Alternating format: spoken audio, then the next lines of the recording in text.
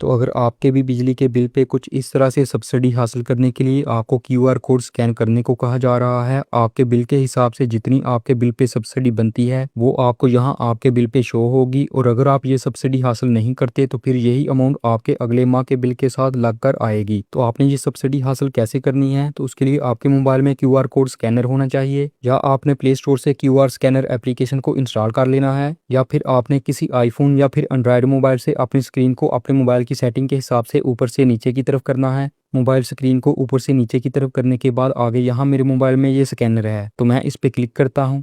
इस पे क्लिक करने के बाद आगे हम यहाँ क्यूआर कोड को स्कैन करेंगे। यहाँ क्यूआर कोड को स्कैन करने के बाद आगे हमारे सामने कुछ इस तरह से वेब पेज है। तो इस पेज पे यहाँ हमें एक एरो का बटन शो हो रहा है, इस पे हम क्लिक करेंगे।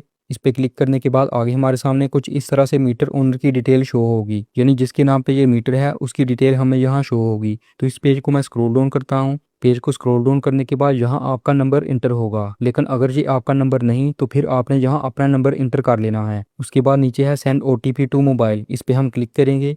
इस पे क्लिक करने के बाद हमारे इस नंबर पे हमें एक कोड मौसूल होगा, आपने थोड़ी देर वेट करना है। तो जो भी कोड आपके नंबर पे आपको मौसूल हो वो कोड आपने यहाँ इंटर कर लेना है। कोड इंटर करने के बाद नीचे है वेरीफाई एंड कंप्लीट रजिस्ट्रेशन, इस पे हम क्लिक करेंगे।